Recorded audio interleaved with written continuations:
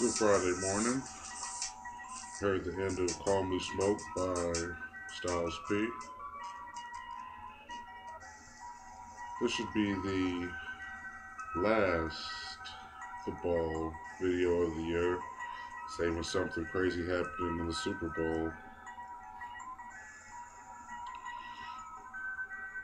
Got the 49ers, the Baltimore Ravens doing what they do, and the Big Easy for the 47th Lombardi Trophy. I always like to do four aspects of the game. You know the first three.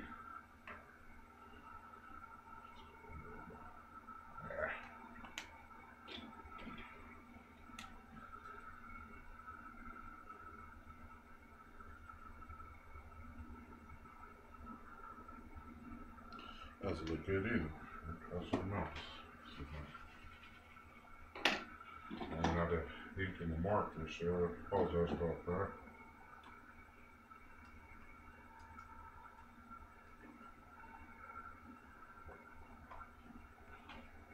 Jeez.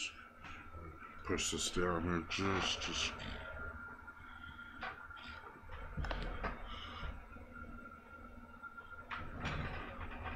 Alright.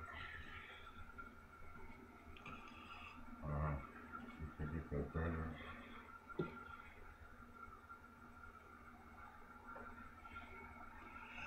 Good enough.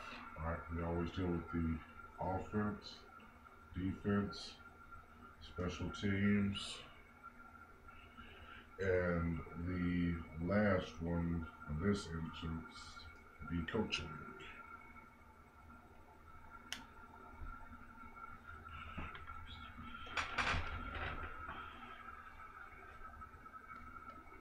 That's got it better.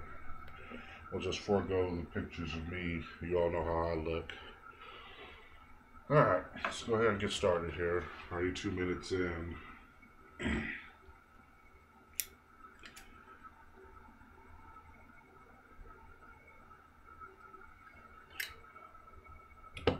Two rather decent above the board offensive teams in the Ravens and the 49ers. And previous posts, we've dealt with how the 49ers are maybe one of the best going at running the ball, and the Ravens may be one of the best teams in the postseason at the aerial vertical passing game. High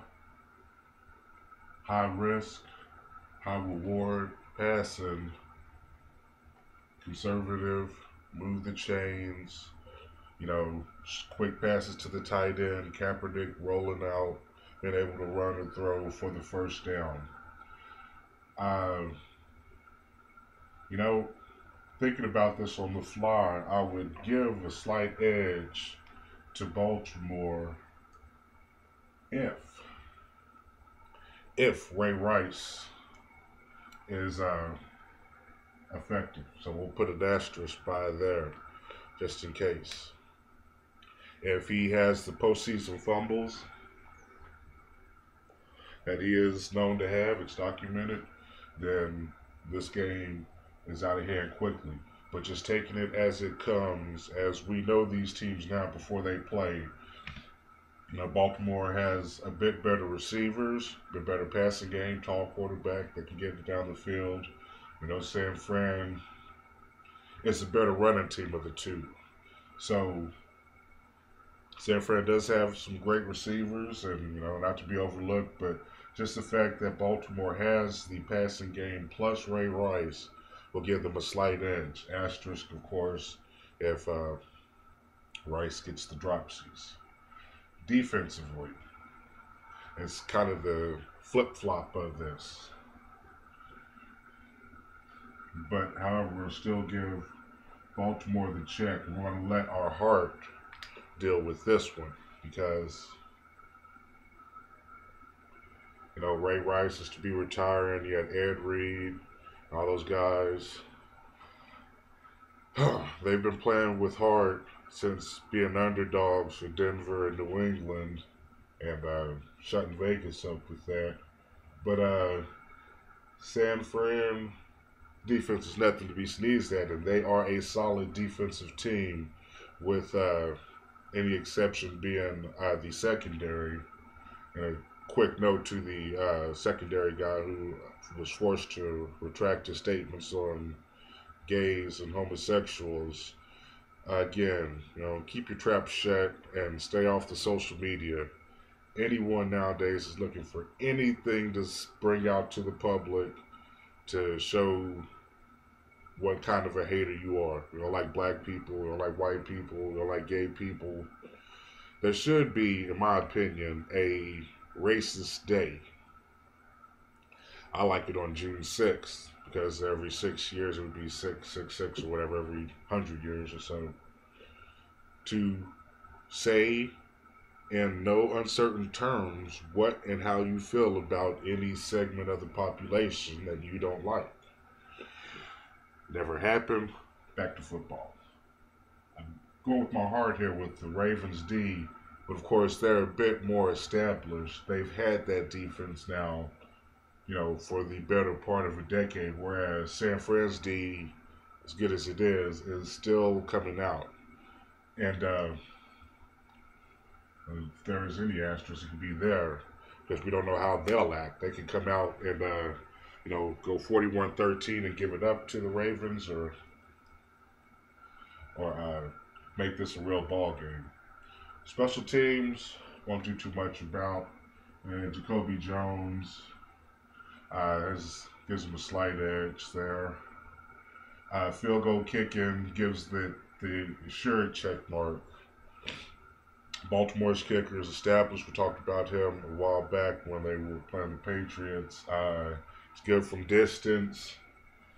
So between the punting game, the return game, the field goal game, we'll go with a pretty decent edge to the Ravens. Maybe the most interesting of the aspects will always be the fourth one around here. We'll always do offense, defense, and special teams, but there should be one more aspect of the game to cover, and this one is the brothers Harbaugh.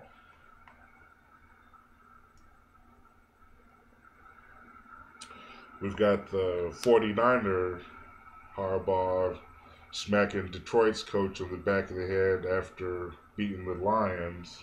And I don't think the Lions have been right since then. We've got the more conservative, media-friendly Harbaugh in Baltimore. You wonder how much each brother has to get his team ready to go. You can see the 49ers coach rallying the troops, getting them real excited for the game, getting them hyped up. Of course, they'll be hyped up. It's a Super Bowl, but that Harbaugh is super more, I won't say off kilter, but super more unpredictable than a bit more conservative trait in the Baltimore Harbaugh. So, you want him to play half crazy, of course, but I would give the coaching edge to the more conservative brother of the two. In that Super Bowl setting, you want to be aware of the situation, of course, and take it all in. But if nothing else, have your family do it. Your wife or people who you've gotten tickets for can get pictures of you and your teams and the stadiums, the halftime show, and all that. You will make your own memories while you're playing. So take the emotion out of it. Just get there, make it another work day, and you should be able to hoist the trophy and you make any amount of memories there. You can see San Fran going in there a bit off kilter. I'll go with that phrase now. Going a bit off kilter, going in there. That could lead to some turnovers or some spotty play. And it'll take that first quarter and maybe the first half, maybe more, to settle them back down if they get through it at all. And the weirdest thing going, I've given the check mark or the advantage, however big it is, to Baltimore in each of the four phases of the Super Bowl. differently, folks. Offense, D, special teams, and coaching.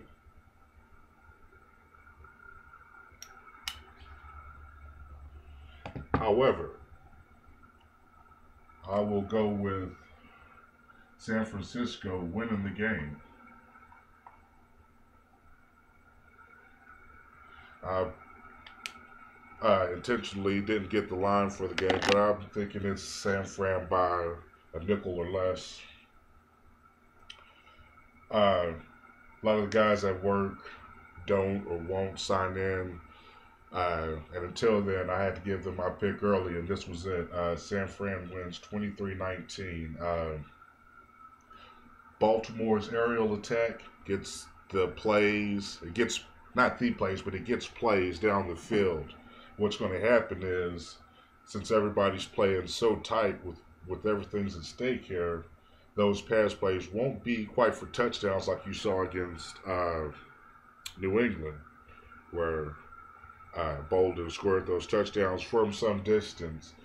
Those pass plays that get them near the goal line, maybe not even there, just inside the red zone to the 20, to the 25, and their kicker, special teams, keeps them in it with field goals. But it's going to end up being a bit too many, 4 altogether.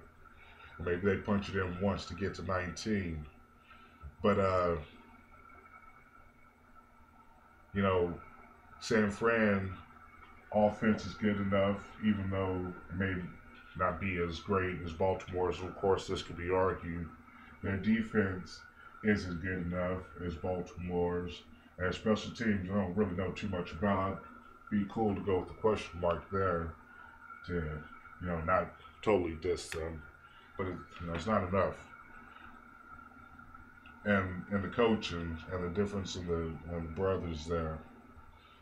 They still get scores. They're a great ball control team thanks to their ability to run the football. And it should be enough to get them in the end zone with just enough passing and Kaepernick. They'll get theirs. And what happens is the score is not quite out of hand, but where Baltimore needs to get it together at all times. 14-6, 14-9, 14-12, 19-14, or whatever. But I don't think Baltimore ever gets the lead in the game. They'll get 2 touchdowns, 14-10, 14-7, 14-13. But what's going to happen is at 21-14 or something like that, Baltimore's going to turn the ball over for that safety. I'm saying 3 touchdowns and a safety for San Fran, 4 touchdowns and 4 field goals and a touchdown for the Ravens.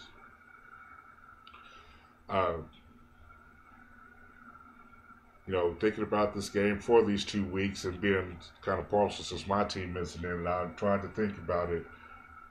The teams during the season, and San Fran had one major slip up, and that was against what was the New York Giants, but the Super Bowl winning Giants. They won the last Super Bowl, but what was supposed to be the start of, if not a dynasty, a few in a row, and it turns out they didn't even make the playoffs. So for them to lose at home to that team looked bad. Baltimore's had a couple more. They've had a couple of bad losses, and if nothing else, they've had a bit more inconsistent play. Then end up showing up on the scoreboard, but it could be addressed and will be in the Super Bowl. So, they could also score 2 touchdowns and 3 field goals to get to 23. That's the more conservative route. But I see something happening with Baltimore, a sack or maybe a punt out of bounds, something for a safety to cap it. Of course, like this, the game would be, if this is the final score of the game, would have been in jeopardy the whole time. Now, all that's left to do is enjoy it, and I hope you do.